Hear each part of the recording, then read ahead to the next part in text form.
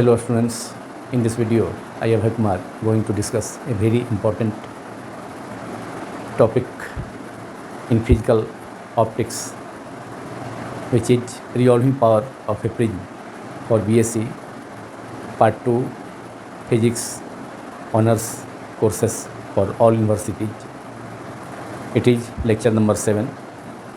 इस वीडियो में हम लोग फिजिकल ऑप्टिक्स में एक बहुत ही important topic resolving power of a prism को डिस्कस करेंगे,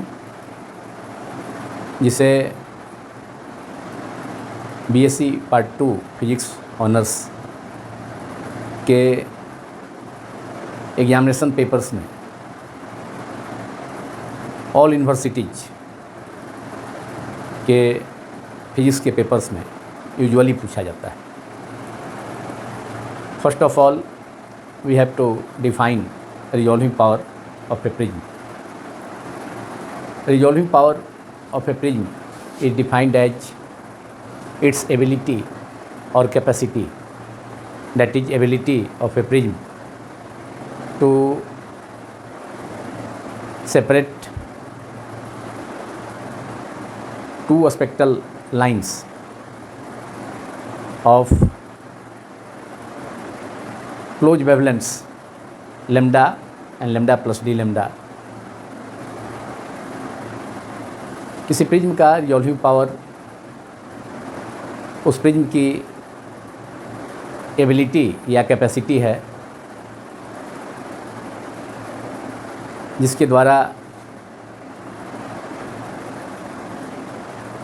स्पेक्ट्रल लाइंस जिनके wavelengths lambda and lambda plus d lambda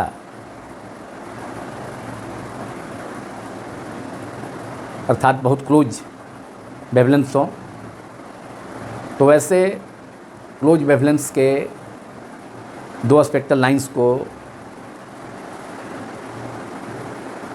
अलग अलग विभेदित कर अलग अलग पॉइंट्स पर रिप्रेजेंट करने की उस प्रिज्म की एबिलिटी को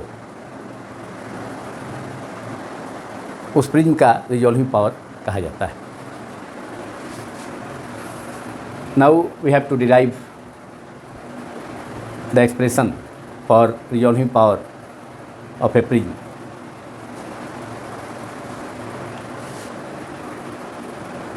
Suppose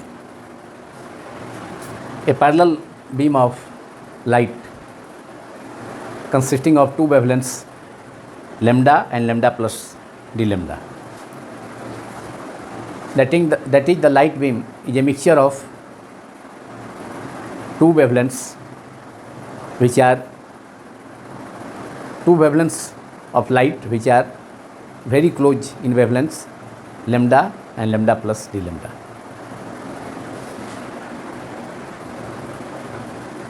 So let a parallel beam of light consisting of wavelengths lambda and lambda plus d lambda is incident on the section of a prism ABC of base thickness small t. Let AD is the incident plane wave front, while BE and BF are the refracted wave fronts for wavelength lambda and other wavelength lambda plus d lambda respectively. जब prism पर समानांतर प्रकाश parallel beam समानांतर प्रकाश किरण पुंज जिसमें दो wavelengths के light present हैं lambda and lambda plus d lambda, तो वे जब किसी प्रिज्म पर आपतित होती हैं तो उनके कारण incident plane wave front AD है तथा प्रिज्म से रिफ्रैक्टेड लाइट रेज के कारण लैम्डा वेवलेंथ का लाइट के लिए रिफ्रैक्टेड वेव फ्रंट बी है तथा lambda plus d lambda light ray के लिए refracted plane wave front B F है। प्रिज्म से रिफ्रैक्शन के बाद इंसिडेंट पैरेलल बीम जो कि दो वेवलेंथ्स लाइट के दो wavelengths lambda and lambda plus d lambda का मिक्सचर है। After refraction through the prism both wavelengths lambda and lambda plus d lambda are separated and the objective length L of the prism spectrometer focuses the refracted wave front BE at position or point P1, while another refracted wave front BF are focused by BF is focused by the objective of the spectrometer at the other position or point P2. Thus, both spectral lines of wavelength lambda and lambda plus d lambda are resolved by the prism spectrometer. According to Rayleigh criterion, both spectral lines whose positions are at P1 and P2 are said to be just resolved if first minima, that is first dark line due to one spectral line, falls on the central maxima of the second spectral line. Relay criterion के अनुसार दोनों spectral lines जिनका wavelength lambda and lambda plus d lambda है वे prism spectrometer के द्वारा ठीक विभेदित होंगे, ठीक अलग अलग पोजीशन पर रिप्रेजेंटेड होंगे, जैसा कि फिगर 1 में रिप्रेजेंट किया गया है। P1 एंड P2 का पोजीशन अलग अलग पॉइंट्स पर है। तो ऐसा उस स्थिति में होगा जब एक spectral line one spectral line के कारण का फर्स्ट मिनिमा और फर्स्ट डार्क लाइन, यहाँ यह वेव फॉर्म मिनिमा को रिप्रेजेंट करता है, सेकेंड वाले को, और वह किससे कोइंसाइड करता है, फर्स्ट वह कोइंसाइड करता है अदर जो स्पेक्ट्रल लाइन है उसके मैक्सिमा से, जिसे डायग्राम में रिप्रेजेंट किया गया है। मतलब एक का मिनिमा, मतलब एक स्पेक्ट्रल लाइन के कारण जो फर्स्ट मिनिमा है, फर्स्ट डार्क लाइन, वह दूसरे स्पेक्ट्रल लाइन के कारण जो मैक्सिमा है उससे क्या होगा, कोइंसाइड करेगा, एंड वाइस वर्सा उसका उल्टा।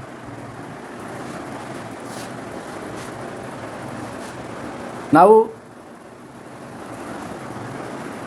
using the Fermat's principle in geometrical optics, we have already discussed. The optical path between two successive wave fronts AD and B or BF of the wave front must be the same. An optical path दोनों दो successive wave front AD and BF और B के लिए equal होगा। That is for wavelength lambda we can write total optical path covered by the light ray for wavelength lambda is DC plus CE. This light ray represents corresponding to wavelength lambda. So for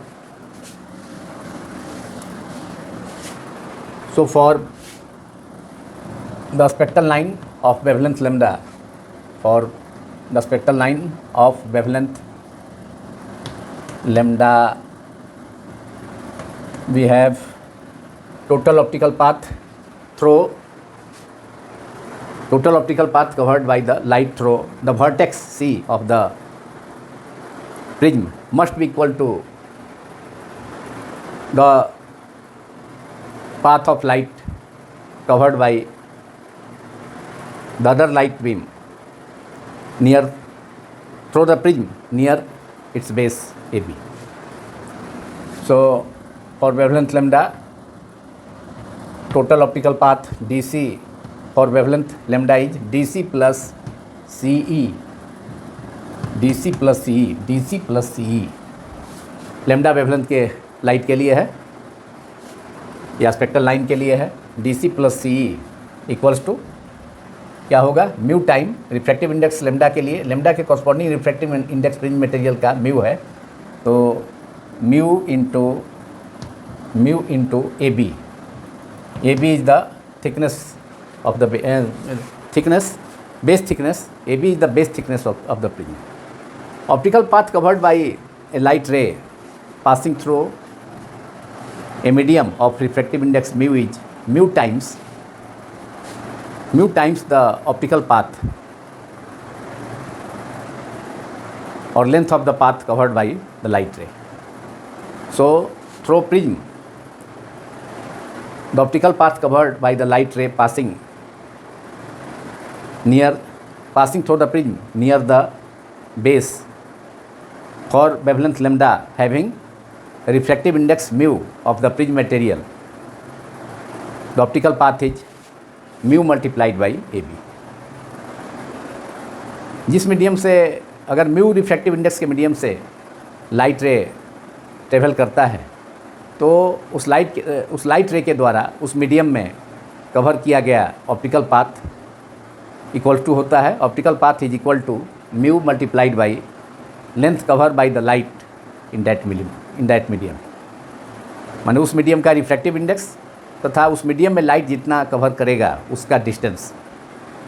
तो base से होकर light रे prism के through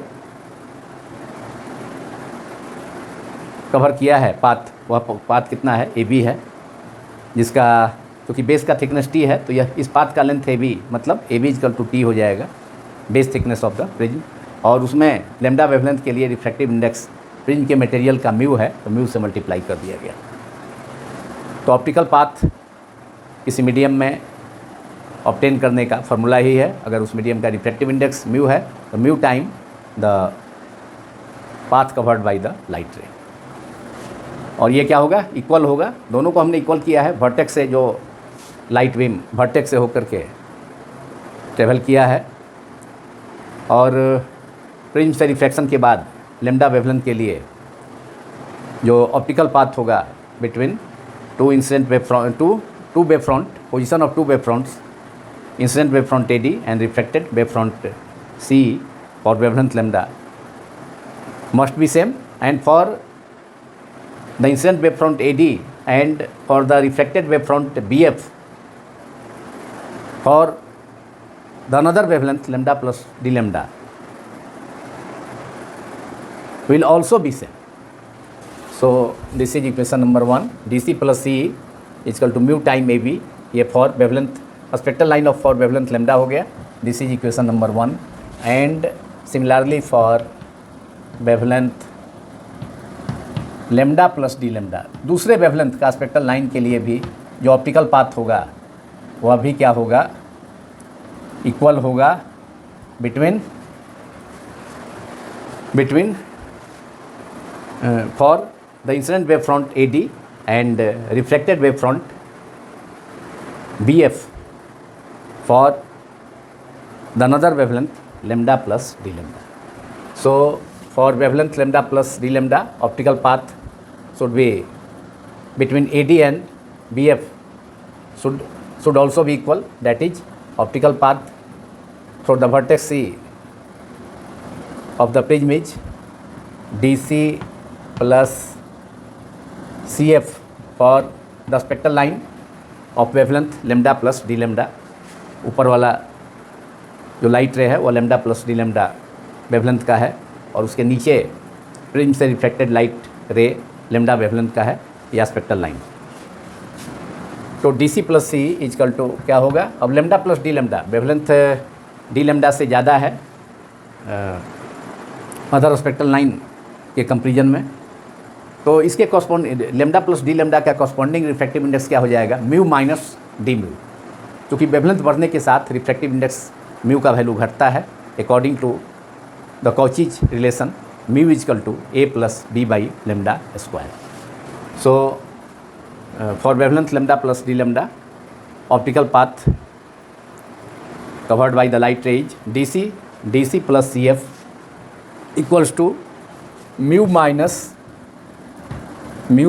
D mu. Prism से होकर, prism के base के near, base से होकर के, बेस के पास से जो लाइट रे रिफ्लेक्ट होगा प्रिज्म से होकर, तो उसके लिए म्यू माइनस डी म्यू उसका उस wavelength lambda plus d lambda का वेवलेंथ का लाइट के लिए है.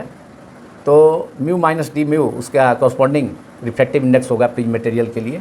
तो mu minus d mu multiplied by path covered by the light रे near the base of the prism is AB, where AB is the base thickness of the prism, and this is equation number 2. Now subtracting equation 2 from equation 1. Subtracting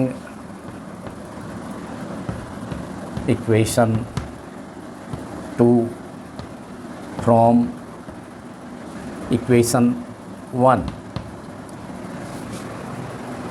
equation 1 से equation 2 को subtract करेंगे. Equation 1 में से equation 2 को जब subtract करेंगे तो DC minus DC cancel हो जाएगा. क्या बचेगा? CE minus CF equals to mu AB minus mu AB, ये भी कैंसिल हो जाएगा. तो क्या बचेगा? Minus d mu into AB, that is plus d mu into AB equal to d mu AB into d mu और d mu into AB. ये positive हो जाएगा क्योंकि आगे माइनस करेंगे तो माइनस साइन है. AB इंटू डी म्यू, और AB क्या है? बेस प्रिज्म का बेस थिकनेस, बेस प्रिज्म के बेस का थिकनेस है, जो कि कितना है? T है.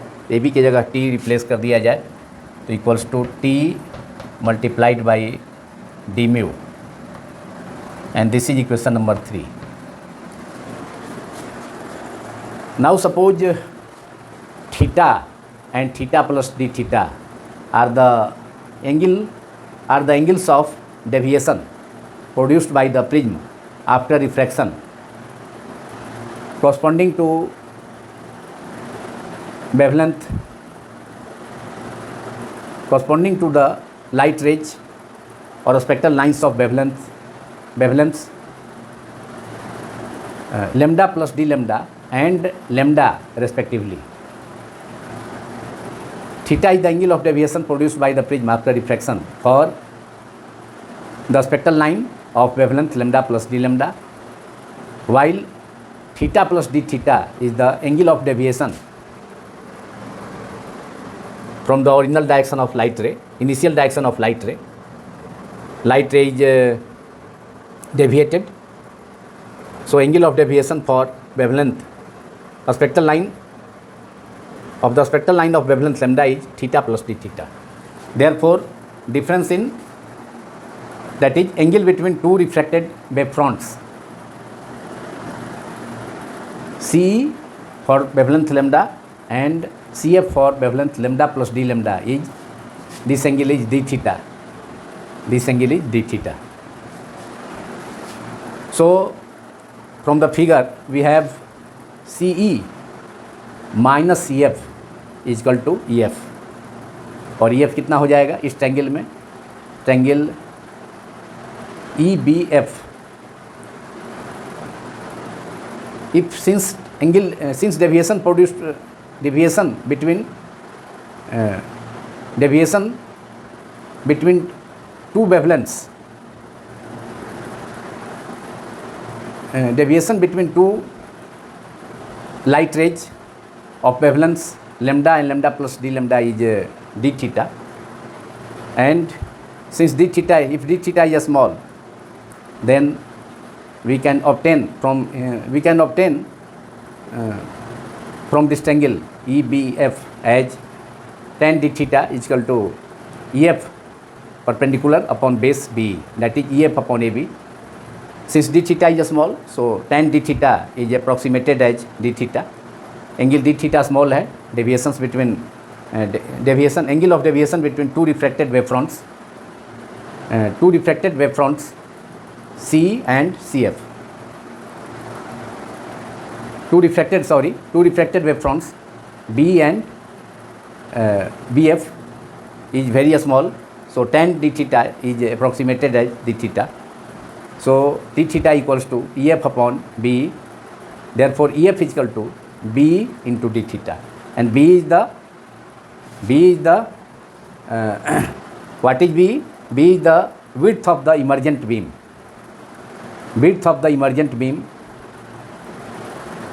And which is equal to the diameter of the objective lens L of the spectrometer. So from figure 1 we have, from figure 1 we have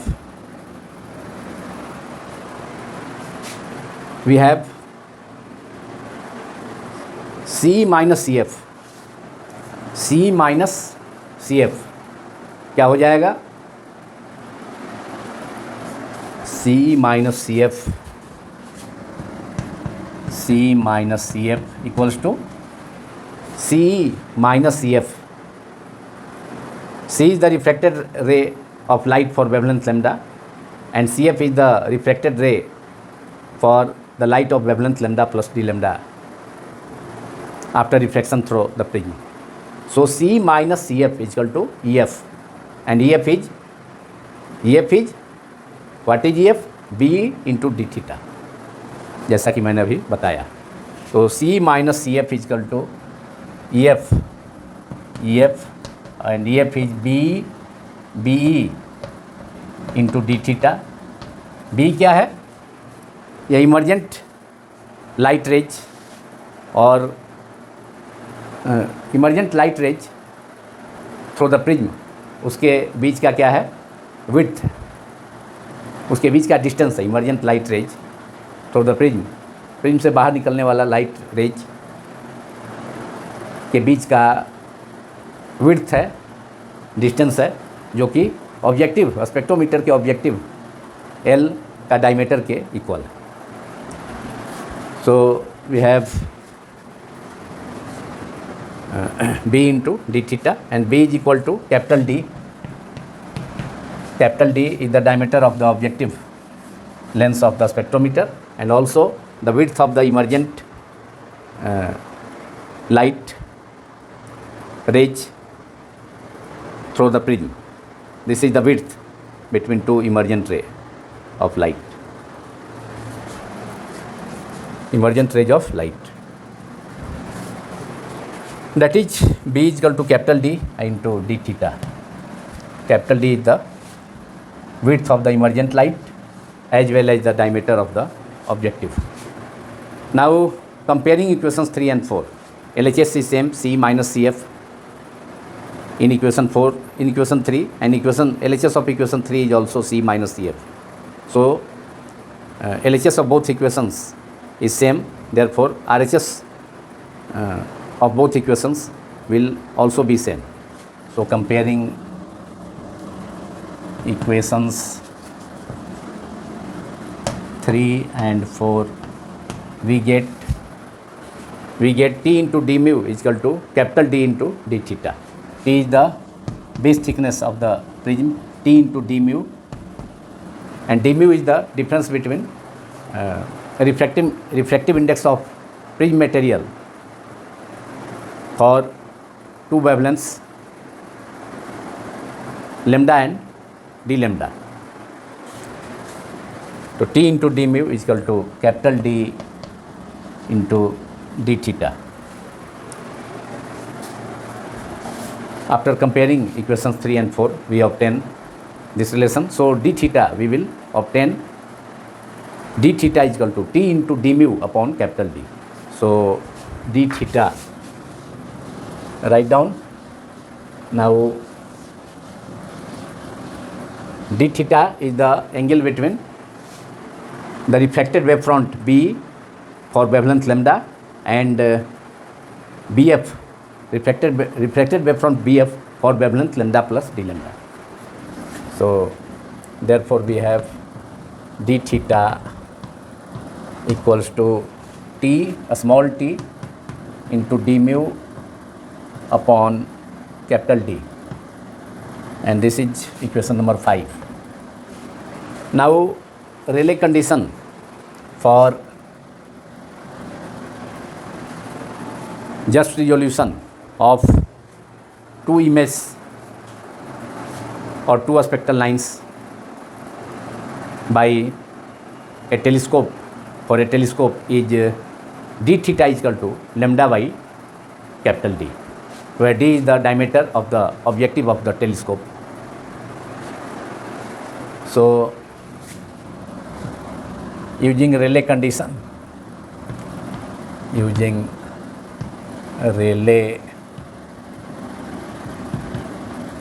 Rayleigh's condition for resolution of two images or two spectral lines for a telescope is d theta equals to lambda, wavelength of light, upon capital D is the diameter of the objective. Here diameter of the objective is also used because the objective lens of the spectrometer which focuses both wavelengths, that is lambda and d lambda, at two different positions for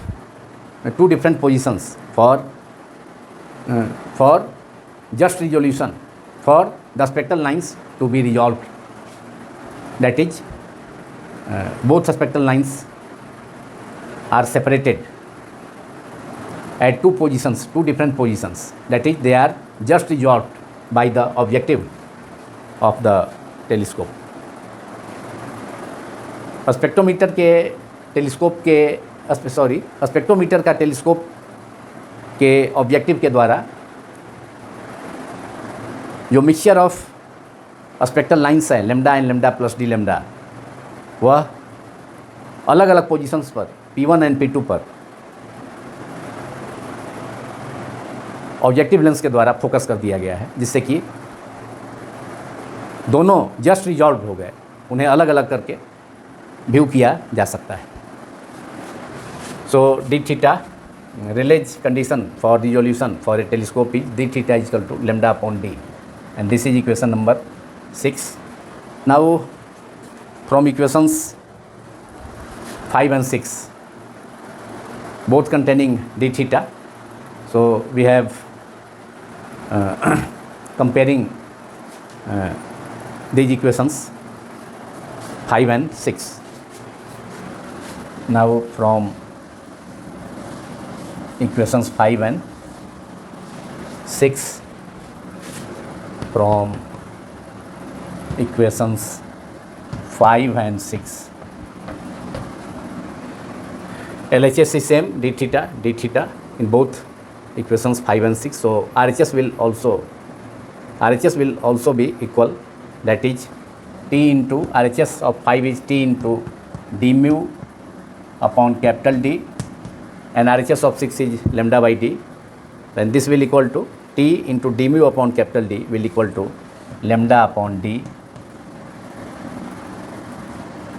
D and d will cancel out in both sides.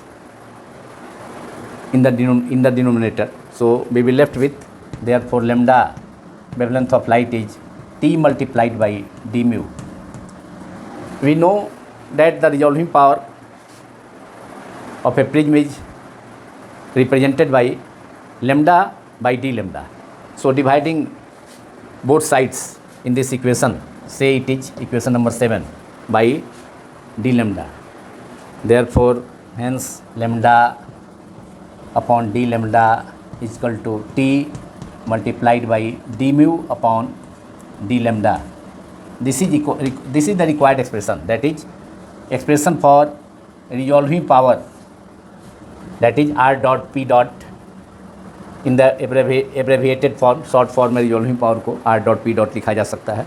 RP resolving power R dot P dot of a prism is lambda by d lambda is equal to a small t multiplied by d mu upon d lambda, where t is the base thickness of the prism and d mu by d lambda is the rate of change of refractive index of the prism material with respect to change in wavelength, that is with respect to wavelength difference d lambda,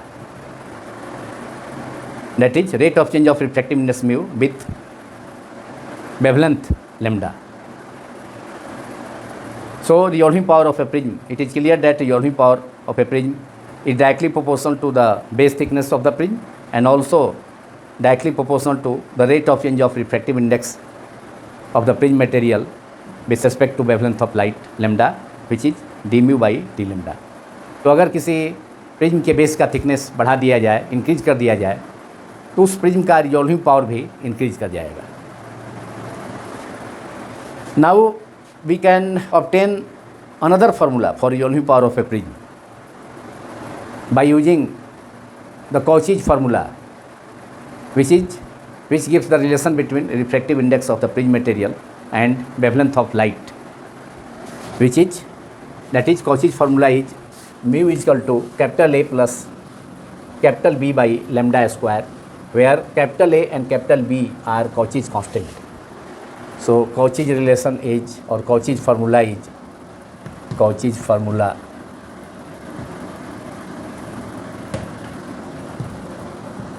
which gives the relation between refractive index for the prism material for a particular wavelength of light lambda. So variation of refractive index of the prism material for a light with respect to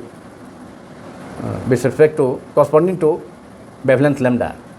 So variation of wavelength lambda of light, variation of refractive index of prism material with change in wavelength of the light is given by, the relation is given by Cauchy's formula.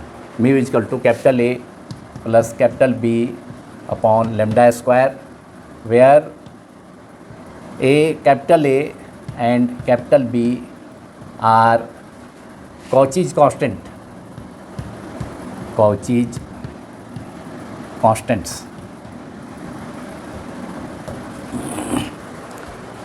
So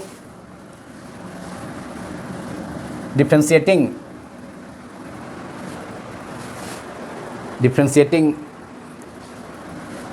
this formula, that is mu with respect to lambda in both sides of this Cauchy relation, which is equation number 9. So d mu upon d lambda, differentiating both sides by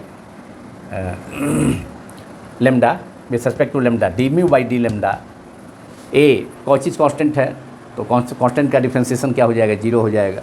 तो उसमें कोई lambda वाला term नहीं है constant ए के साथ. तो this is 0 plus be constant है लेकिन उसके साथ लैम्डा वाला टर्म है. तो बी मल्टी इसका डिफ्रेंसिएशन, लैम्डा का टर्म क्या है, 1 बाई लैम्डा स्क्वायर है.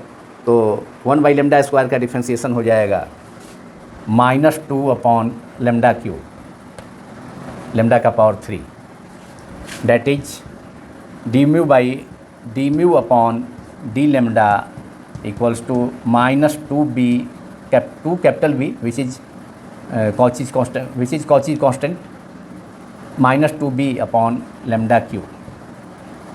Now putting this value of d mu upon d lambda in RHS of equation 8, we will obtain the final result of resolving power of the prism, which is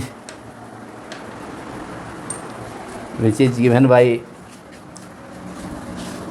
in this relation, lambda by d lambda t into d mu by d lambda. So substituting for d mu by d lambda by minus 2 capital B upon lambda cube.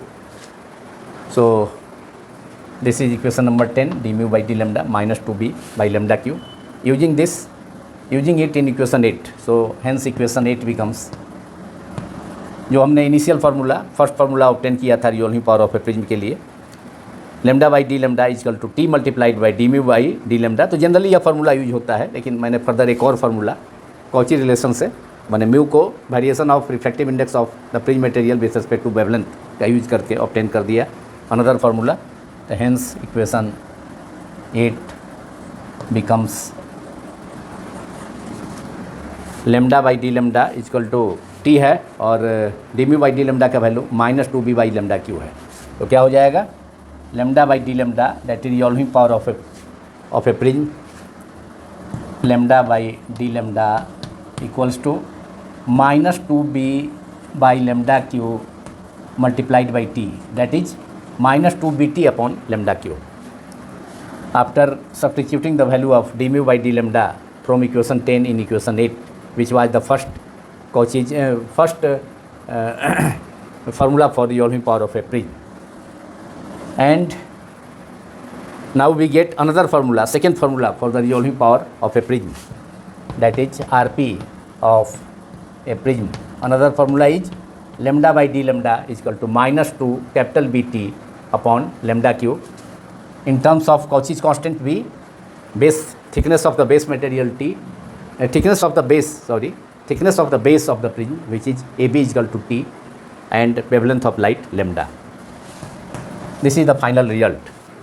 So another formula for resolving power of a prism is lambda by d lambda is equal to minus 2 capital B into T upon lambda cube. B is a Cauchy's constant. Now this video is concluded. यह video अब समाप्त होता है, जिसमें हम लोगों ने BSc part 1 physics honours courses के लिए रिजॉल्विंग पावर, एक important topic resolving power of a prism को डिस्कस किया. यदि यह वीडियो आप सभी को पसंद आया हो तो इस वीडियो को अधिक से अधिक लाइक करें तथा अधिक से अधिक